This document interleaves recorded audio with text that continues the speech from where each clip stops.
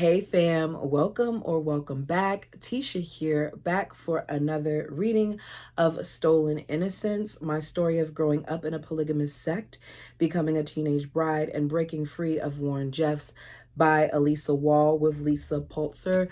Go ahead and do me a favor and hit the like button as we jump into our next chapter reading, which is chapter 7, Reassignment, For Time and All Eternity, FLDS Wedding Vow. Everything about them is just a lie. How can you say for time and all eternity, but then break up these families and reassign wives and children and make men go away when they're supposedly married and then say for time and all eternity? Interesting, right? Let's get into it.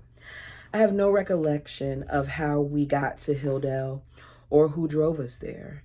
Instead, what I remember is the painful silence of the long car ride and Brad's overwhelming guilt.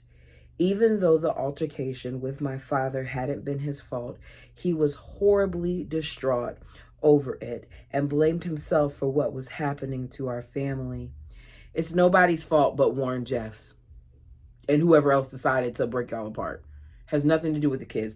I surprisingly don't even blame the parents because they're in a cult. They seem to not have control over their beings. It's this man that does everything he wants to do. So it's nobody's fault but his own. I'm going to just leave that there.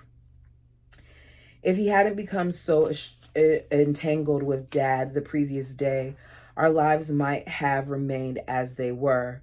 While things were far from perfect, they were what we knew. Now, once again, we were uprooted and facing an uncertain future. The next morning, Mom assembled her kids and prepared to bring us to the home of the church elder in Salt Lake Valley. We didn't know anything except that we were leaving. As Mom was trying to herd us into the Suburban, Justin and Jacob refused, informing her they wouldn't go until they knew where we were being taken. They had urged Mom not to leave, assuring her things would change, but I knew in her heart she was committed to carrying out the will of the prophet. It seemed like all that mattered was what Warren had told her, and blinded by what she thought was the will of the prophet, I suppose she did the only thing she knew and chose to leave her sons in the name of her religion. In a flurry of emotion, we left the twins at the house with my mother telling us that someone in the church would make sure they joined us later. That never happened. Without the twins, only 5 of us, Brad, Caleb, Sherry, Allie, and me, drove out of town with Mom that day. I was too young to draw any conclusions on my own, and I felt helpless as I watched the busy city streets of Salt Lake give way to the parched red earth of southern Utah. Even for Brad, our departure was bitter. Over the last months, Dad had been trying to work on his relationship with the boys. He brought 4-wheelers and had been taking them into the mountains to ride on weekends. Growing up, Dad had forbidden such things, even bicycles, because they would take us off the property. But riding in the mountains with the boys had started to bring them closer together. What none of us realized that day was that we had been taken from Dad not because of his abuse. In the FLDS, physical abuse is not nearly the taboo that it is in the outside world, and kids often suffer harsher punishments at the hands of their parents. What had happened to Brad was tragic, but would not ordinarily be grounds for an FLDS man to lose the priesthood. Perhaps the reason that Warren and his father felt such a drastic Perhaps the reason that Warren and his father felt such a drastic step was necessary was that my father had lost control over his house, and it seemed clear that he would never get it back. With each group of younger kids falling under the influence of the older ones, my father's family was growing up doubting and sometimes defiant toward him and the church. If the priesthood allowed this trend to continue, it might spread to other kids and other families. And they don't want that because they can't afford for other kids and other families to have minds of their own and realize that something about this thing ain't right. This was too great a risk for a religion that relied on absolute control over its members. Exactly.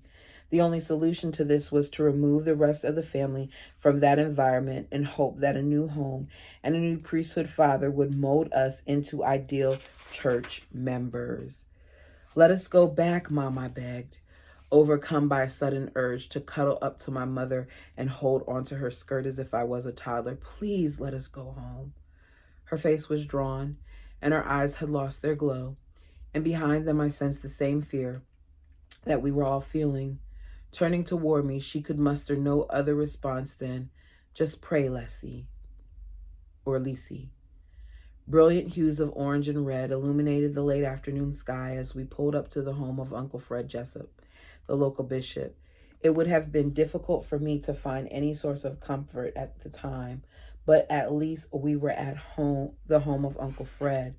Because of his important role in the community, he commanded respect, and even though I had never known Uncle Fred myself, I looked up to him.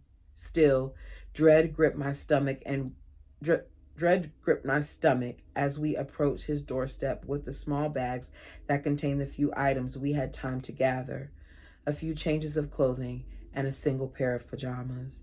The stark contrast between Uncle Fred's house and the house I grew up in was undeniable.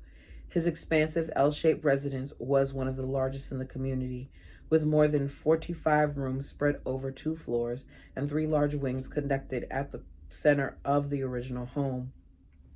15 of Uncle Fred's living wives and more than 30 of his children lived there when we arrived in late July. While I had long seen his sprawling compound from the playground several blocks away, I had never actually been inside. The front door opened onto the huge dining room where the Jessup family was seated at 2 long tables, holding about 18 on each side, as well as 4 shorter tables. Although I had been raised in what many would consider a very large family, there had never been anywhere near this many people seated in our dining room. I immediately spotted Uncle Fred at the head of one of the 2 long tables. The air was full of chatter and the inevitable clanging of dishes or squeal of a baby. When we stepped inside, it was like something out of a movie. A hush fell over the noisy room, and everyone stopped eating to look at us. The arrival of a family in trouble was nothing new to them. Indeed, many such women and children like us had found themselves here. Still, I felt terribly awkward and ashamed as I followed my mother to an enormous living room packed with couches and chairs arranged in rows. Like all FLDS families, the Jessups held prayer services in their home, and the sheer number of people in the house required the space to be large and specialized. Upon entering the huge oblong room, I was overcome by the strangeness of the place. Weary from the emotional turmoil of the last several days, I took a seat close to my mother. A commotion drew my attention to the doorway, where some of Fred's children were peeking in at us as if we were on display. Everyone was curious, and in the days ahead, I would discover that many of Fred's children had stories much like mine, but people hardly ever talked about them. In many ways, it felt like we were all a bunch of outcasts forced to put our past behind us and find our niche in this large mixed family. During the 10 minutes that it took for Uncle Fred to finish up his dinner, I soaked up my surroundings.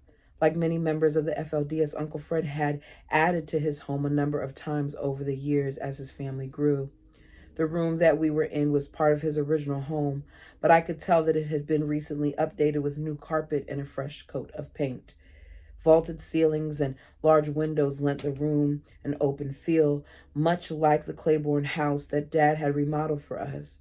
In the center was a big, comfy-looking lazy boy chair that I was certain belonged to Uncle Fred. Sure enough, when he shuffled in, he made himself at home in that very seat. Out of respect, we all rose, and one by one shook his hand. I was initially intimidated by the way he stared at us, and I didn't speak a word. Finally, a grin formed on his face, and in a jovial tone, shaking his head, he mused to all of us, "What am I going to do with you?" Even though his manner was kind, I was intimidated by him. This was the typical dynamic between women and children, and the church elders, especially men in positions of leadership.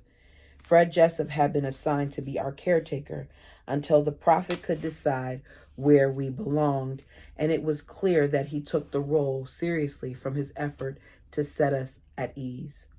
Motioning one of his wives to join us, he instructed her to check on our accommodations and make sure things were ready.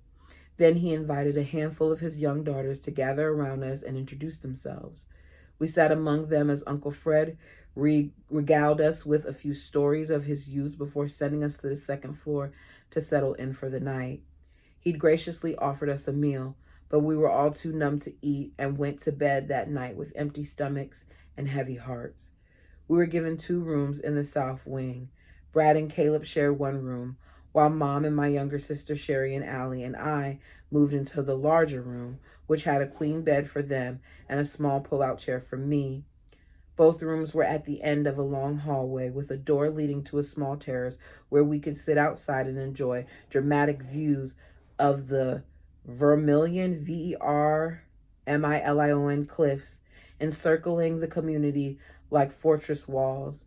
At first, I found the scorched red landscape too grating to enjoy, but with time, I came to appreciate the raw beauty of the rugged crimson mountains that surrounded us. I was miserable those first few nights, and I cried myself to sleep. I begged my mother to take us home, and I was so confused about what was happening to us. Nobody would explain to me why Uncle Warren and the prophet had ripped us away again, and I would not know what had actually happened until many years later. Though I was incredibly homesick, I held out hope that Short Creek would prove a welcome home. I had so many positive associations with it from all the years of summer festivals and FLDS gatherings. Hilldale was the place where we didn't have to hide our lifestyle within the confines of our house and backyard. I found myself drifting into daydreams and remembering Pioneer Day celebrations from years past and visioning how much fun it would be to encounter that kind of communal spirit on a daily basis. I doubt that's every day, hun, but okay. One of the centerpieces of Pioneer Day was the parade. It was an important and eagerly anticipated community event, and every member worked hard to contribute. Beautiful floats, lines of marching boys, and groups of girls dancing to music would stretch for a good mile through the center of the town, where everyone would line the streets to watch. The sheer number of people attending was astonishing. There were a couple of years when I had the excitement of being one of the dancing girls. My sisters Cassandra and Rachel were in charge of the choreography for this and many other community performances. Their artistic and musical talents earned them a degree of respect in the community. For weeks before the parade, hundreds of girls would gather to rehearse the steps my sisters had helped to arrange until they had them down perfectly. It was impressive to see row after row after row of girls dressed alike performing their routines in precise harmony as they twirled their way along the town's roads. Like the dancing girls, the marching boys are the sons of Helaman. Is it Helaman? Helaman, would meet weeks before to prepare for their biggest performance of the year.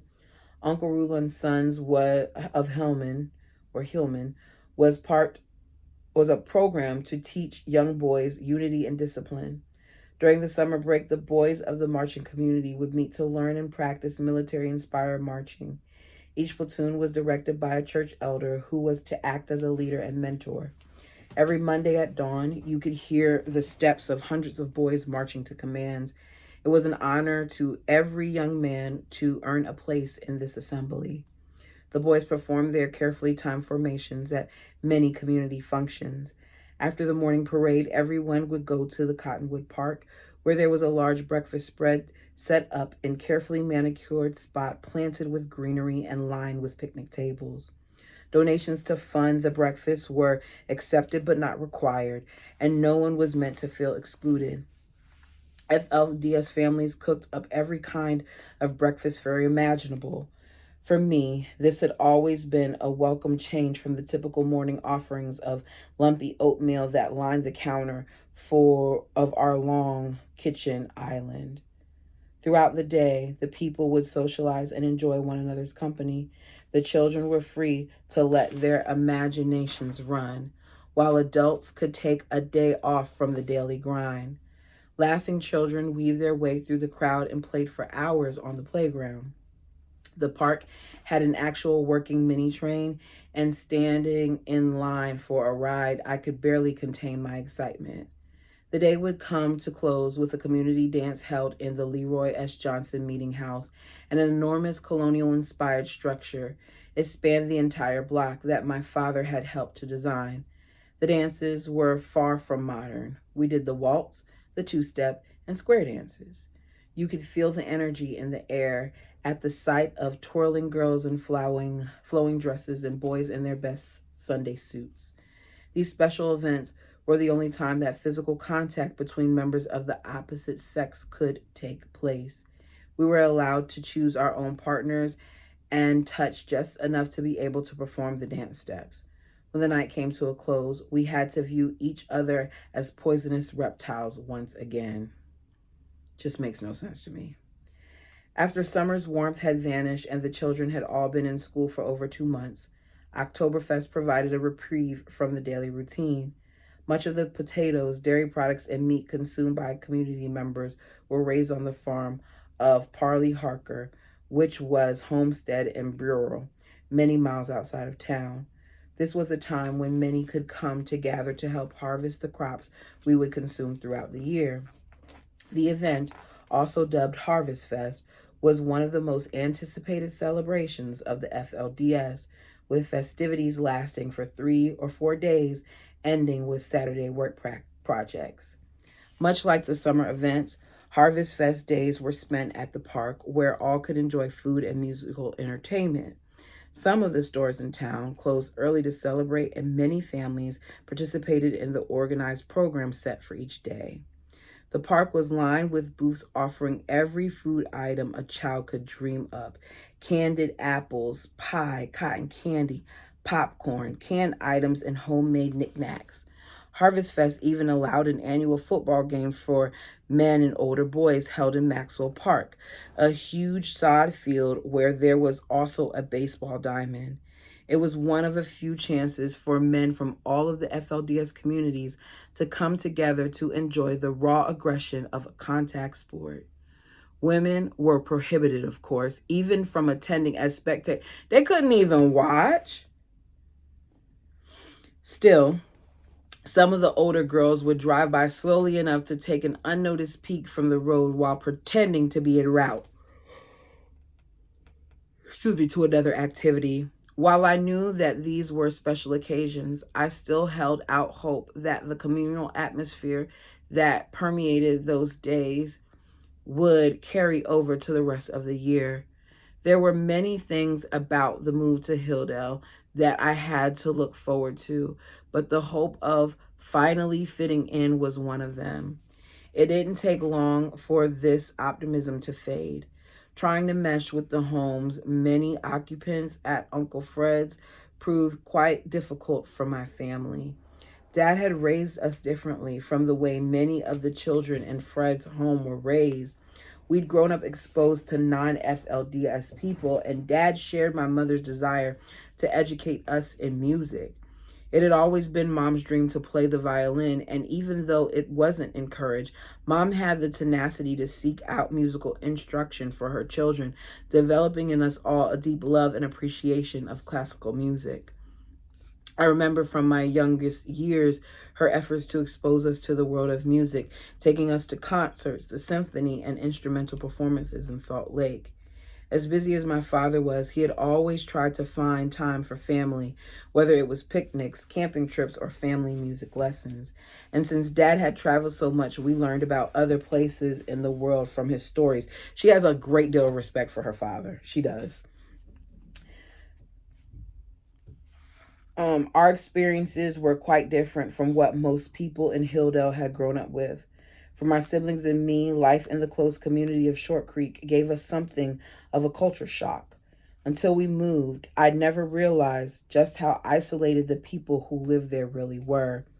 Complicating matters was the fact that there was a trace of skepticism about us because we were from Salt Lake. Growing up, I'd always sensed an undercurrent of competition between the communities of Salt Lake City and Hilldale, Hilldale, Colorado city. As the days turned to weeks, that silent rivalry I felt as a visitor seemed to take root in the Fred Jessup home. It's just a life of tension.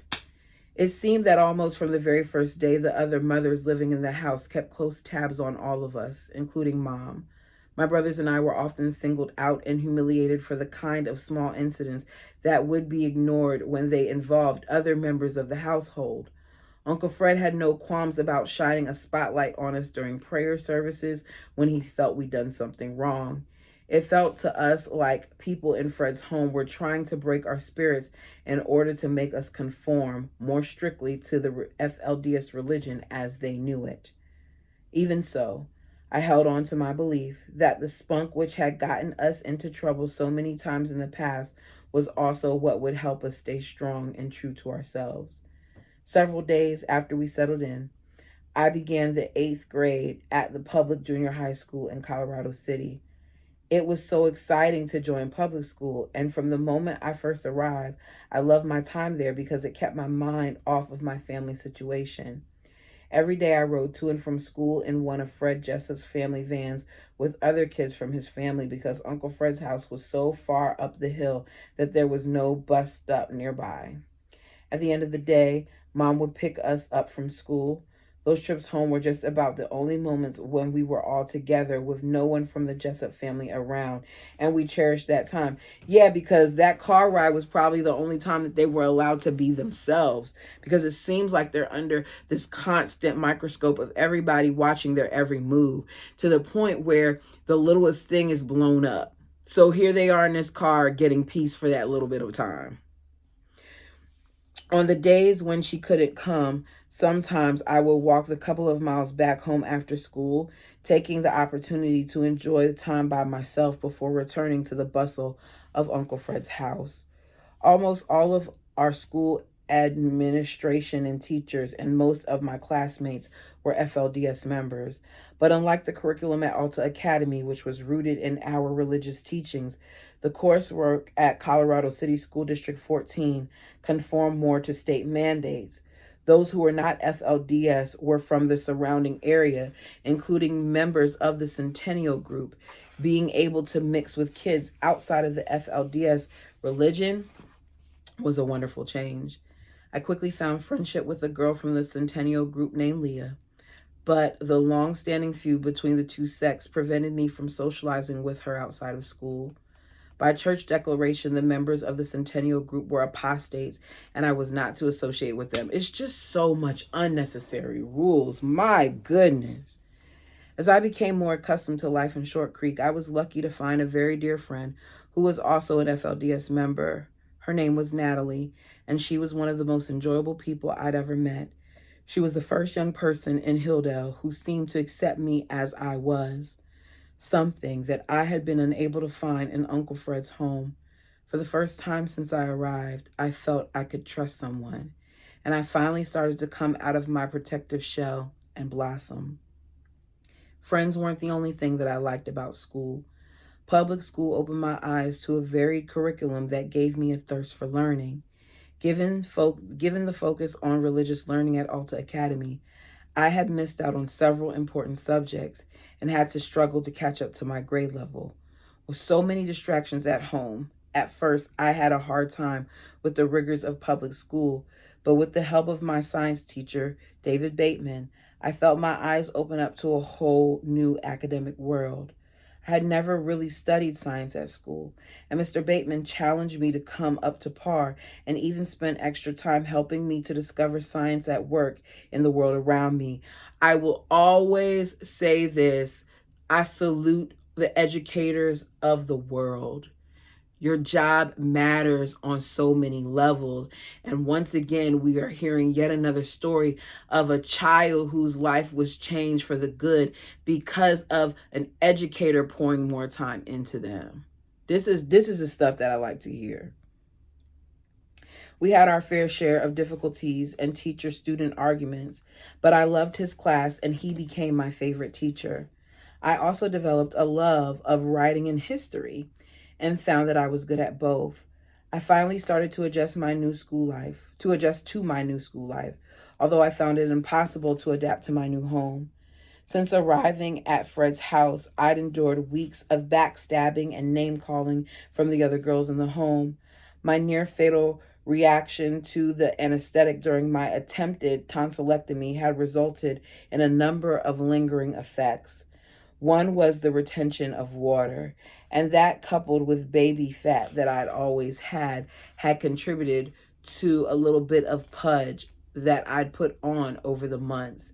Being a bit heavier had placed me at the center of cruel taunts as some of Uncle Fred's daughters looked to cut me down. With 15 girls between the ages of 12 and 17 living in the home, it had become like a dormitory with various cliques forming and relentless teasing everywhere. And so no adult is hearing this. Nobody is stepping in. I don't like that. I don't. I was already very self-conscious about my appearance, and their comments only made it worse. I was so hurt and humiliated that I began starving myself to lose weight. Oh no. Had it not been for Mom's intervention, the situation could have turned far more serious. She noticed that I wasn't eating my meals and immediately took steps to correct the problem. Mom recognized how this was hurting my spirit and lovingly assured me that no matter what any else was saying, I was special and beautiful and didn't need to be ashamed of myself. I was just a normal young teenager struggling to find my place in a house full of teenage girls. The problems didn't end with my weight. Every time I spoke about my father, the other girls in the house teased me, apparently deriving pleasures from informing me that he wasn't my father anymore.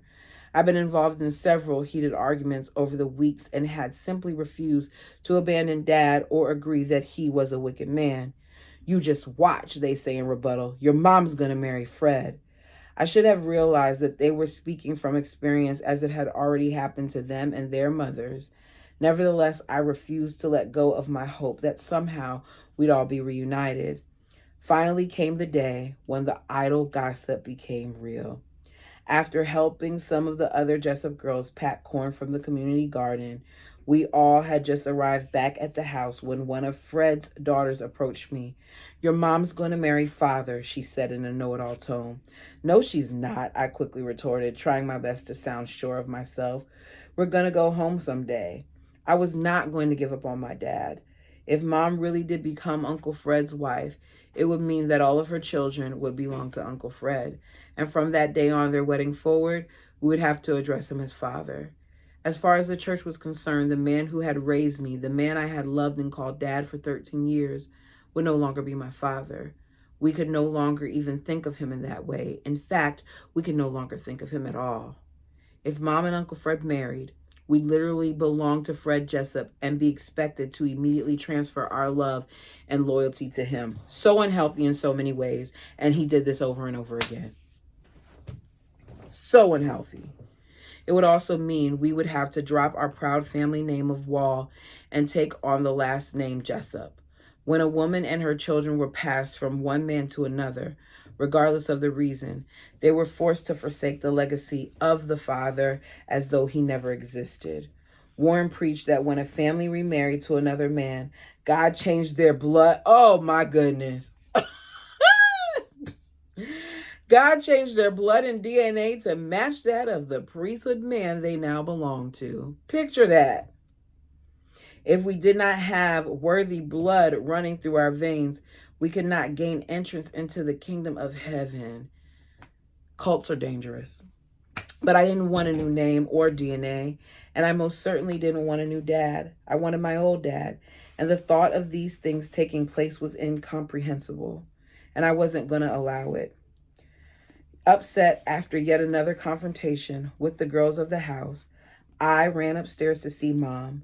Pushing open the bedroom door, I found her standing before a mirror, trying on what appeared to be an unfinished wedding dress, as my sister Cassandra altered it.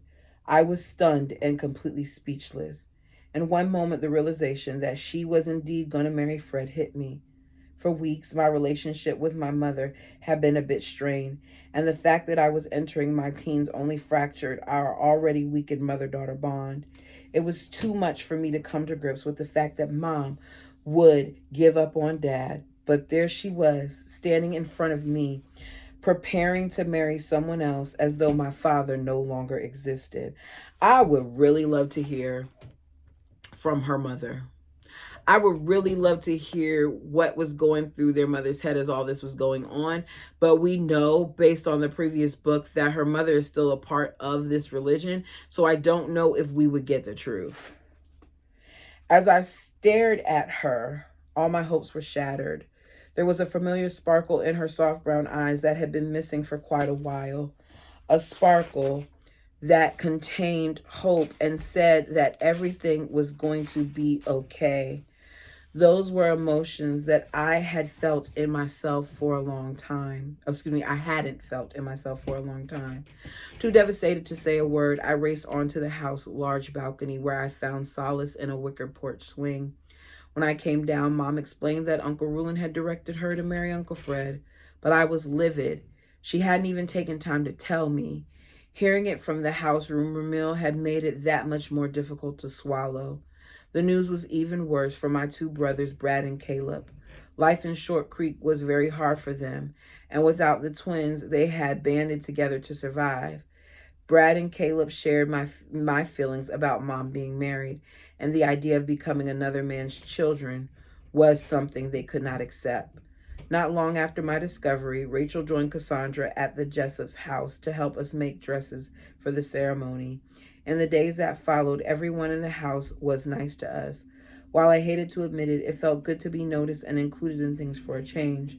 Mom's marriage to Uncle Fred would elevate our status in the home to actual children of the church bishop as opposed to refugees.